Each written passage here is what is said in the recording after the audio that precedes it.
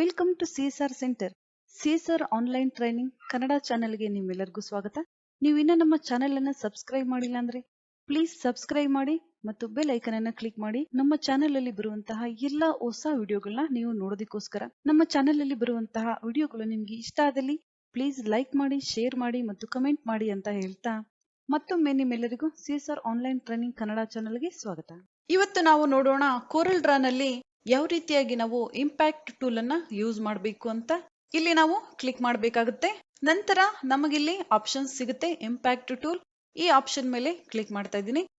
ನಂತರ ನಾವಿಲ್ಲಿ ಸೆಲೆಕ್ಟ್ ಮಾಡ್ಕೋಬೇಕು ರೇಡಿಯಲ್ ಅಥವಾ ಪ್ಯಾರಲಲ್ ಯಾವ ಶೇಪ್ ನಮ್ಗಿಲ್ಲಿ ಬೇಕು.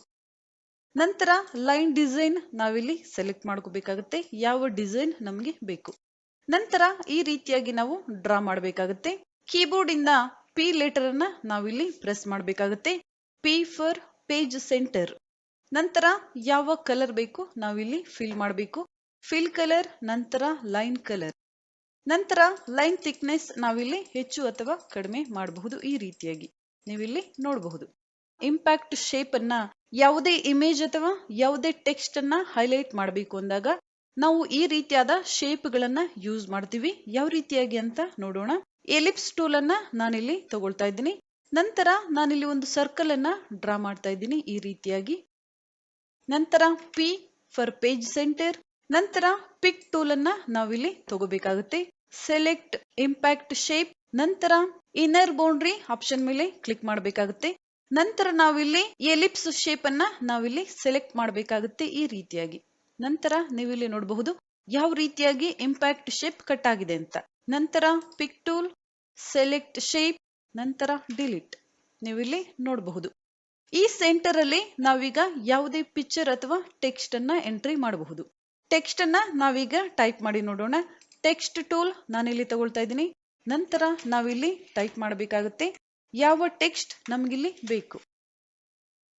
ನಂತರ ಕೀಬೋರ್ಡ್ ಇಂದ ನಾನು ಶಿಫ್ಟ್ ಕೀಯನ್ನ ಪ್ರೆಸ್ ಮಾಡಿ ಟೆಕ್ಸ್ಟ್ ಅನ್ನ ಇನ್ಕ್ರೀಸ್ ಮಾಡ್ತಾ ಇದ್ದೀನಿ. ನಂತರ ಸೆಲೆಕ್ಟ್ ಟೆಕ್ಸ್ಟ್.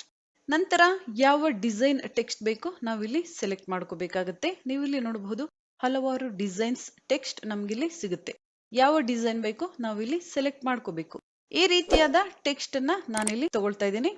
ನಂತರ ಯಾವ ಕಲರ್ ಬೇಕು ನೀವಿಲ್ಲಿ ಫಿಲ್ ಮಾಡ್ಕೋಬೇಕಾಗುತ್ತೆ ಈ ರೀತಿಯಾಗಿ.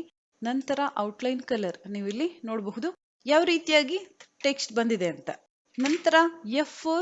ನಂತರ ಈ ಟೆಕ್ಸ್ಟ್ ಅನ್ನ ನಾನಿಲ್ಲಿ ಇಂಪ್ಯಾಕ್ಟ್ ಶೇಪ್ ಅಲ್ಲಿ ತಗೊಂಡು ಹೋಗ್ತಾ ಇದ್ದೀನಿ. ನೀವಿಲ್ಲಿ ನೋಡಬಹುದು. ನಂತರ ಶಿಫ್ಟ್ ಕೀಯನ್ನ ಪ್ರೆಸ್ ಮಾಡಿ ಟೆಕ್ಸ್ಟ್ ಸೈಜ್ ಅನ್ನ ಕಡಿಮೆ ಮಾಡ್ತಾ ಇದ್ದೀನಿ. ನಂತರ P for page centre, F4 ನೀವಿಲ್ಲಿ ನೋಡಬಹುದು. ಅಥವಾ ಸೆಲೆಕ್ಟ್ ಟೆಕ್ಸ್ಟ್. ಔಟ್ಲೈನ್ ಕಲರ್ ಅನ್ನ ನಾವೀಗ ಚೇಂಜ್ ಮಾಡೋಣ. ಯಾವ ಕಲರ್ ಬೇಕು ನೀವಿಲ್ಲಿ ಚೇಂಜ್ ಮಾಡ್ಕೋಬಹುದು. ನಂತರ select impact shape. Outline colour ಅನ್ನ ನಾನಿಲ್ಲಿ ಚೇಂಜ್ ಮಾಡ್ತಾ ಇದ್ದೀನಿ ಈ ರೀತಿಯಾಗಿ. ನಂತರ F4 ನೀವಿಲ್ಲಿ ನೋಡಬಹುದು ಯಾವ ರೀತಿಯಾಗಿ ಡಿಸೈನ್ ಬಂದಿದೆ ಅಂತ. ಈ ರೀತಿಯಾಗಿ ನಾವು ಇಂಪ್ಯಾಕ್ಟ್ ಶೇಪ್ ಅನ್ನ ಯೂಸ್ ಮಾಡಿ ಟೆಕ್ಸ್ಟ್ ಇರಬಹುದು ಅಥವಾ ಯಾವುದೇ ಪಿಕ್ಚರ್ ಅನ್ನ ನಾವು ಈ ರೀತಿಯಾಗಿ ಹೈಲೈಟ್ ಮಾಡಬಹುದು. ನೀವಿಲ್ಲಿ ನೋಡ್ತಾ ಇರಬಹುದು ಯಾವ ರೀತಿಯಾಗಿ ಡಿಸೈನ್ ಆಗಿದೆ ಅಂತ. ಇಲ್ಲಿ ನೀವು ಯಾವುದೇ ಪಿಕ್ಚರ್ ಸಹ ಇನ್ಸರ್ಟ್ ಮಾಡಬಹುದು. ನಂತರ ಸೆಲೆಕ್ಟ್, ಡಿಲೀಟ್. ನಂತರ ಸೆಲೆಕ್ಟ್ ಇಂಪ್ಯಾಕ್ಟ್ ಶೇಪ್. ನಂತರ ನಾವಿಲ್ಲಿ ಶೇಪ್ ಅನ್ನ ಡ್ರಾ ಮಾಡೋಣ ಈ ರೀತಿಯಾಗಿ. ಪಿಕ್ ಟೂಲ್, ಪೇಜ್ ಸೆಂಟರ್. ನಂತರ ಫಿಲ್ ಕಲರ್, ಔಟ್ಲೈನ್ ಕಲರ್. ನಂತರ ಯಾವ ಲೈನ್ ಡಿಸೈನ್ ಬೇಕು ನೀವಿಲ್ಲಿ ತಗೋಬೇಕಾಗುತ್ತೆ. ನಂತರ ಲೈನ್ ಥಿಕ್ನೆಸ್. ಲೈನ್ ಥಿಕ್ನೆಸ್ ನಾನಿಲ್ಲಿ ಚೇಂಜ್ ಮಾಡ್ತಾ ಇದ್ದೀನಿ. ನೀವಿಲ್ಲಿ ನೋಡಬಹುದು ನಿಮಗೆ ಎಷ್ಟು ಲೈನ್ ಥಿಕ್ನೆಸ್ ಬೇಕು ನೀವಿಲ್ಲಿ ಚೇಂಜ್ ಮಾಡ್ಕೋಬೇಕಾಗುತ್ತೆ. ನಂತರ ರೇಡಿಯಲ್ ಇಂದ ನಾನು ಪ್ಯಾರಲಲ್ ಶೇಪ್ ಆಗಿ ಕನ್ವರ್ಟ್ ಮಾಡ್ತಾ ಇದ್ದೀನಿ. ನೀವಿಲ್ಲಿ ನೋಡ್ತಾ ಇರಬಹುದು. ನಂತರ ಲೈನ್ ಥಿಕ್ನೆಸ್ ಅನ್ನ ನಾನಿಲ್ಲಿ ಕಡಿಮೆ ಮಾಡ್ತಾ ಇದ್ದೀನಿ. ನೀವು ನೋಡಬಹುದು ಈ ರೀತಿಯಾಗಿ. ನಿಮಗೆ ಎಷ್ಟು ಬೇಕು ನೀವಿಲ್ಲಿ ತಗೋಬೇಕಾಗುತ್ತೆ ಈ ರೀತಿಯಾಗಿ. ನಂತರ ವಿಡ್ತ್ ಸ್ಟೆಪ್ಸ್ ಅನ್ನ ನಾನಿಲ್ಲಿ ಇನ್ಕ್ರೀಸ್ ಮಾಡ್ತಾ ಇದ್ದೀನಿ ಈ ರೀತಿಯಾಗಿ. ನೀವು ಎಷ್ಟು ಬೇಕು ನೀವಿಲ್ಲಿ ಚೇಂಜ್ ಮಾಡ್ಕೋಬೇಕಾಗುತ್ತೆ. ನಂತರ ಸ್ಪೇಸಿಂಗ್ ಸ್ಟೆಪ್ ಸಹ ನಾನಿಲ್ಲಿ ಇನ್ಕ್ರೀಸ್ ಮಾಡ್ತಾ ಇದ್ದೀನಿ ಈ ರೀತಿಯಾಗಿ. ನಿಮಗೆ ಎಷ್ಟು ಬೇಕು ನೀವಿಲ್ಲಿ ಸೆಲೆಕ್ಟ್ ಮಾಡ್ಕೋಬೇಕಾಗುತ್ತೆ. ನಂತರ ನೀವಿಲ್ಲಿ ಟ್ರಾನ್ಸ್ಪರೆನ್ಸಿ ಸಹ. ನಂತರ ಪಾಯಿಂಟ್ಸ್ ನೀವಿಲ್ಲಿ ಹೆಚ್ಚು ಅಥವಾ ಕಡಿಮೆ ಮಾಡ್ಕೋಬೇಕಾಗುತ್ತೆ. ನಿಮಗೆ ಎಷ್ಟು ಬೇಕು ಈ ರೀತಿಯಾಗಿ ನೀವಿಲ್ಲಿ ಚೇಂಜ್ ಮಾಡಬಹುದು. ನಂತರ ರೆಕ್ಟ್ಯಾಂಗಲ್ ಟೂಲ್ ಅನ್ನ ನಾನಿಲ್ಲಿ ತಗೊಳ್ತಾ ಇದ್ದೀನಿ. ಈ ರೀತಿಯಾಗಿ ಒಂದು ರೆಕ್ಟ್ಯಾಂಗಲ್ ಅನ್ನ ನಾನಿಲ್ಲಿ ಡ್ರಾ ಮಾಡ್ತಾ ಇದ್ದೀನಿ. ನಂತರ ಕೀಬೋರ್ಡ್ ಇಂದ ನಾವು ಕಂಟ್ರೋಲ್ ಕ್ಯೂ ಲೆಟರ್ ಅನ್ನ ಯೂಸ್ ಮಾಡಬೇಕಾಗುತ್ತೆ. Control Q for curve. ನಂತರ ನಾವಿಲ್ಲಿ ಶೇಪ್ ಟೂಲ್ ಅನ್ನ ತಗೋಬೇಕಾಗುತ್ತೆ. ನಂತರ ರಿವರ್ಸ್ ಡೈರೆಕ್ಷನ್ ಆಪ್ಷನ್ ಮೇಲೆ ಕ್ಲಿಕ್ ಮಾಡಬೇಕಾಗುತ್ತೆ. ನಂತರ ಈ ಲೈನ್ ಅನ್ನ ನಾವಿಲ್ಲಿ ಸೆಲೆಕ್ಟ್ ಮಾಡಬೇಕು. ನಂತರ ಕನ್ವರ್ಟ್ ಟು ಕರ್ವ್ ಆಪ್ಷನ್ ಮೇಲೆ ಕ್ಲಿಕ್ ಮಾಡಬೇಕಾಗುತ್ತೆ. ನಂತರ ನಾವು ಈ ರೀತಿಯಾಗಿ ಕರ್ವ್ ಮಾಡಬಹುದು. ಯಾವ ಡಿಸೈನ್ ನಿಮ್ಗಿಲ್ಲಿ ಬೇಕು ನೀವು ತಗೋಬೇಕಾಗುತ್ತೆ ಈ ರೀತಿಯಾಗಿ. ನಂತರ ಪಿಕ್ ಟೂಲ್ ನಾನಿಲ್ಲಿ ತಗೊಳ್ತಾ ಇದ್ದೀನಿ. ನಂತರ ನಾವೀಗ ಈ ಇಂಪ್ಯಾಕ್ಟ್ ಶೇಪ್ ಅನ್ನ ಈ ಶೇಪ್ ಅಲ್ಲಿ ನಾವೀಗ ಕಟ್ ಮಾಡಬೇಕು ಅಂದಾಗ ನಾವಿಲ್ಲಿ ಈ ಶೇಪ್ ಅನ್ನ ರೆಕ್ಟ್ಯಾಂಗಲ್ ಶೇಪಿಗೆ ಅಡ್ಜಸ್ಟ್ ಮಾಡಬೇಕಾಗುತ್ತೆ. ಈ ರೀತಿಯಾಗಿ ಸೈಜ್ ನಾವಿಲ್ಲಿ ನೋಡ್ಕೋಬೇಕಾಗುತ್ತೆ. ಝೂಮ್ ಮಾಡಿ ನೋಡಿ, ನಾವು ಈ ರೀತಿಯಾಗಿ ಅಡ್ಜಸ್ಟ್ ಮಾಡಬೇಕಾಗುತ್ತೆ. ಈ ಲೈನ್ ಇಂದ ಔಟ್ಸೈಡ್ ಬರಬಾರ್ದು, ಆ ರೀತಿಯಾಗಿ ನಾವಿಲ್ಲಿ ಅಡ್ಜಸ್ಟ್ ಮಾಡಬೇಕಾಗುತ್ತೆ. ನೀವು ಇಲ್ಲಿ ನೋಡಬಹುದು. ನಂತರ ಈ ಶೇಪ್ ಅನ್ನ ನಾನು ಈ ರೀತಿಯಾಗಿ ಮೂವ್ ಮಾಡ್ತಾ ಇದ್ದೀನಿ. ನೀವು ಇಲ್ಲಿ ನೋಡ್ತಾ ಇರಬಹುದು. ಈ ರೀತಿಯಾಗಿ ನಮಗೆ ಎಷ್ಟು ಬೇಕು ಲೈನ್ ನಾವಿಲ್ಲಿ ಅಡ್ಜಸ್ಟ್ ಮಾಡ್ಕೋಬೇಕಾಗುತ್ತೆ. ಈ ರೀತಿಯಾಗಿ ನೀವಿಲ್ಲಿ ನೋಡ್ತಾ ಇರಬಹುದು. ಇಷ್ಟು ಸ್ಪೇಸ್ ನಾನಿಲ್ಲಿ ಕೊಟ್ಟಿದ್ದೀನಿ. ನಂತರ ನೀವಿಲ್ಲಿ ನೋಡಬಹುದು. ನಂತರ F4 ನಾನಿಲ್ಲಿ ಪ್ರೆಸ್ ಮಾಡ್ತಾ ಇದ್ದೀನಿ. ನಂತರ ಪಿಕ್ ಟೂಲ್ ಅನ್ನ ನಾವು ತಗೊಂಡು ಇಂಪ್ಯಾಕ್ಟ್ ಶೇಪ್ ಅನ್ನ ಸೆಲೆಕ್ಟ್ ಮಾಡಬೇಕಾಗುತ್ತೆ.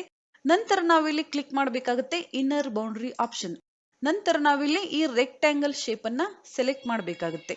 ನಾನಿಲ್ಲಿ ರೆಕ್ಟ್ಯಾಂಗಲ್ ಶೇಪ್ ಮೇಲೆ ಕ್ಲಿಕ್ ಮಾಡ್ತಾ ಇದ್ದೀನಿ. ಈ ರೀತಿಯಾಗಿ ನೀವು ಇಲ್ಲಿ ನೋಡ್ತಾ ಇರಬಹುದು ಯಾವ ರೀತಿಯಾಗಿ ಇಂಪ್ಯಾಕ್ಟ್ ಶೇಪ್ ಕಟ್ ಆಗಿದೆ ಅಂತ. ನಂತರ ಈ ಶೇಪ್ ಅನ್ನ ನಾವಿಲ್ಲಿ ಮೂವ್ ಮಾಡೋಣ. ಈ ರೀತಿಯಾಗಿ ನೀವಿಲ್ಲಿ ನೋಡ್ತಾ ಇರಬಹುದು. ಈ ರೀತಿಯಾಗಿ ನಾವು ಯಾವ ಡಿಸೈನ್ ಬೇಕು ನಾವಿಲ್ಲಿ ಮಾಡಬಹುದು. ಅಥವಾ ಕಂಟ್ರೋಲ್ Z ಅಥವಾ ನಾವು ಇಂಪ್ಯಾಕ್ಟ್ ಶೇಪ್ ಅನ್ನ ಸೆಲೆಕ್ಟ್ ಮಾಡಿ ಔಟರ್ ಬೌಂಡ್ರಿ ಆಪ್ಷನ್ ಮೇಲೆ ಕ್ಲಿಕ್ ಮಾಡಬೇಕು. ನಂತರ ಈ ಶೇಪ್ ಅನ್ನ ನಾವಿಲ್ಲಿ ಸೆಲೆಕ್ಟ್ ಮಾಡಬೇಕಾಗುತ್ತೆ. ನಂತರ ನೀವಿಲ್ಲಿ ನೋಡ್ತಾ ಇರಬಹುದು ಯಾವ ರೀತಿಯಾಗಿ ಶೇಪ್ ಕಟ್ ಆಗಿದೆ ಅಂತ. ನಂತರ ಡಿಲೀಟ್ ರೆಕ್ಟ್ಯಾಂಗಲ್ ಶೇಪ್ ನೀವಿಲ್ಲಿ ನೋಡಬಹುದು. ಇದೇ ರೀತಿಯಾಗಿ ನಾವು ಯಾವ ಶೇಪ್ ಬೇಕು ಯಾವ ಡಿಸೈನ್ ಬೇಕು ಮಾಡಬಹುದು. ನಂತರ ಡಿಲೀಟ್. ನಂತರ ಇಂಪ್ಯಾಕ್ಟ್ ಶೇಪ್ ನಾನಿಲ್ಲಿ ತಗೊಳ್ತಾ ಇದ್ದೀನಿ. ರೇಡಿಯಲ್, ನೀವು ಪ್ಯಾರಲಲ್ ಸಹ ಇಲ್ಲಿ ತಗೋಬಹುದು. ನಂತರ P ಫಾರ್ ಪೇಜ್ ಸೆಂಟರ್. ನಂತರ ಯಾವ ಕಲರ್ ಬೇಕು ನೀವಿಲ್ಲಿ ಫಿಲ್ ಮಾಡಬೇಕಾಗುತ್ತೆ.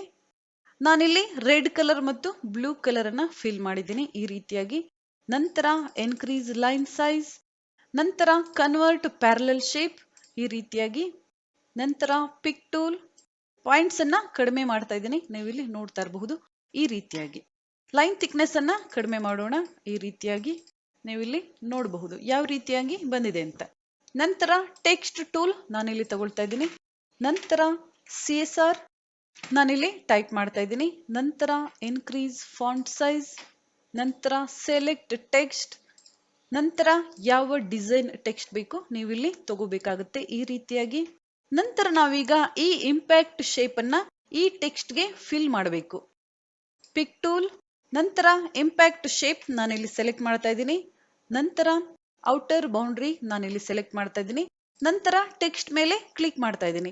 ನೀವಿಲ್ಲಿ ನೋಡಬಹುದು ಎರರ್ ಆಬ್ಜೆಕ್ಟ್ ಇಲ್ಲಿ ಎರರ್ ಬರ್ತಾ ಇದೆ. Do you want to try again?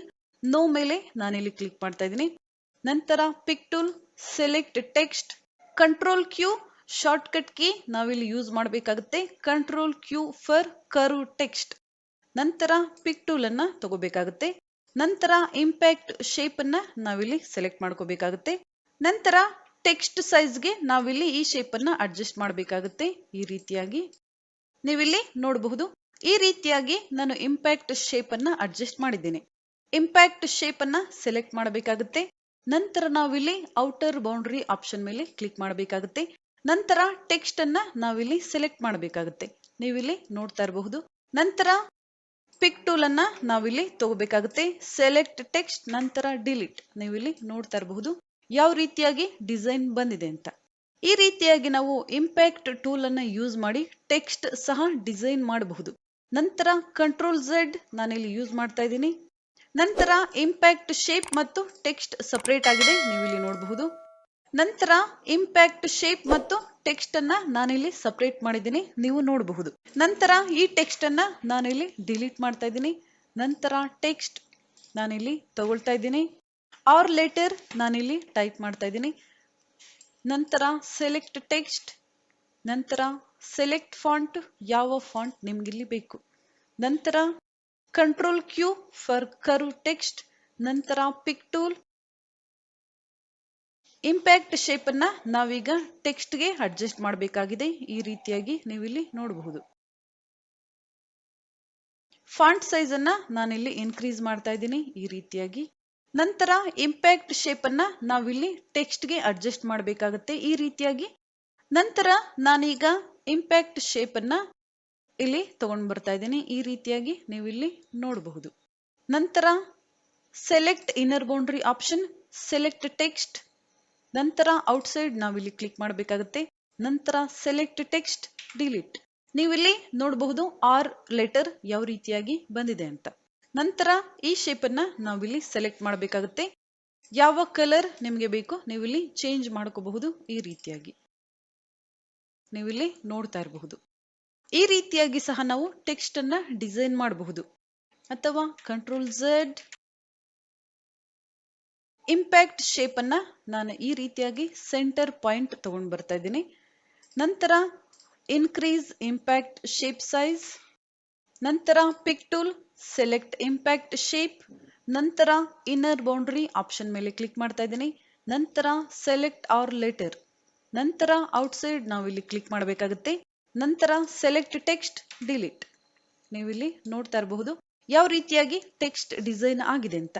ಈ ರೀತಿಯಾಗಿ ನಾವು ಇಂಪ್ಯಾಕ್ಟ್ ಟೂಲ್ ಅನ್ನು ಬಳಸಿ ಯಾವುದೇ ಟೆಕ್ಸ್ಟ್ ಅಥವಾ ಯಾವುದೇ ಇಮೇಜ್ ಅನ್ನ ಹೈಲೈಟ್ ಮಾಡಬಹುದು ಅಥವಾ ಈ ರೀತಿಯಾಗಿ ಸಹ ನಾವು ಡಿಸೈನ್ ಮಾಡಬಹುದು.